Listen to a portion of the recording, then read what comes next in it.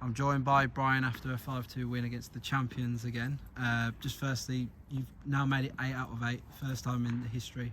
How proud are you of that achievement?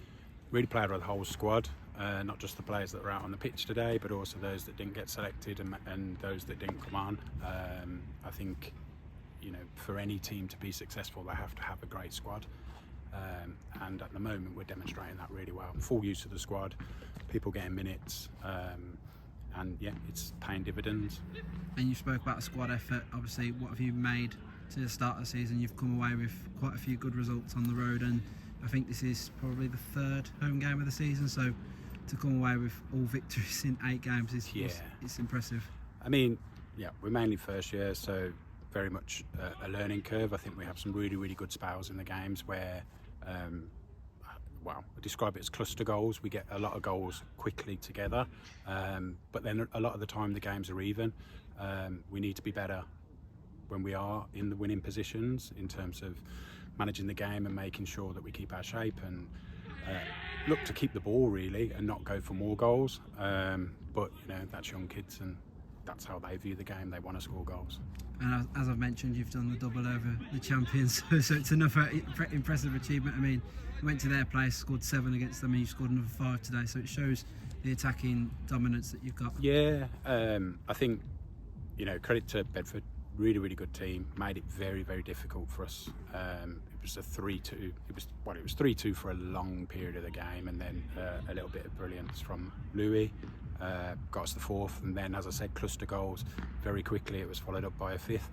The 4th took the wind out of their sails, but before that really we had to dig deep, and it was a defensive display to keep them away from us, to be honest, because they were a very difficult outfit tonight. And the encounter, you obviously went 1 down inside 19 seconds. It wasn't a great start, but to come back and show the spirit like you've done in most games this season, I think again, it's another impressive feat. Yeah, I think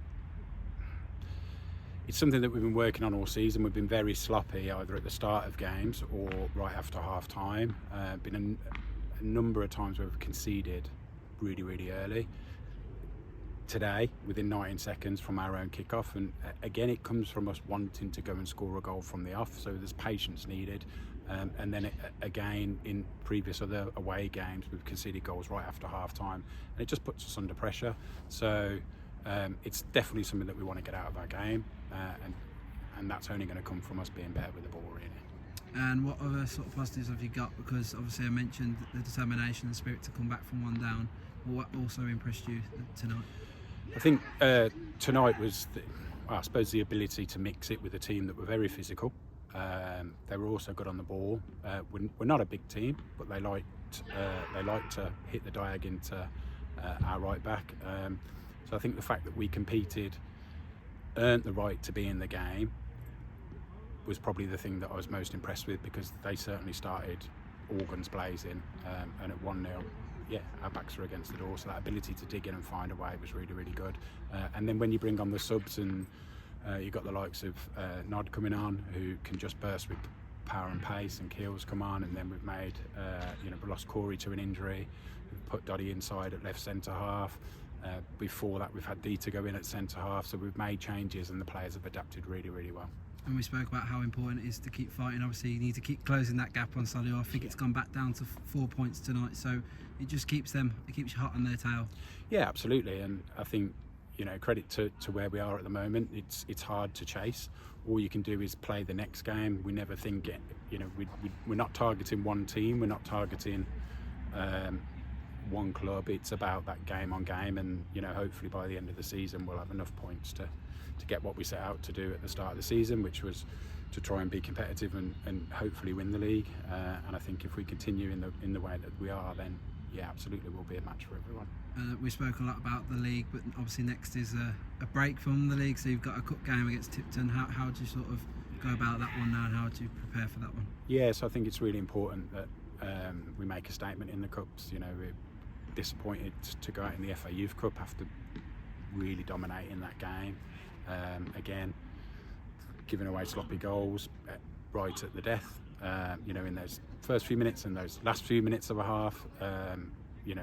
For us to go into a cup now on the back of 8 wins is a real opportunity for us to go and make a statement. But you know what, cups are difficult, and we need to make sure that we're prepared and ready to go. And what sort of challenge do you think Tipton are going to pose? Because obviously our other 18s went out to them as well, so they obviously are an impressive, a difficult side. I think, you know, any team at this level is a challenge. There hasn't been an easy game. We might have had some results really go our way, but I don't think any game has been an easy game. So, you know, we will set the lads up exactly as we've done for every single game. Take every opposition that we have seriously, and make sure that, you know, hopefully by the end of the 90 minutes we're into the next round of the cup.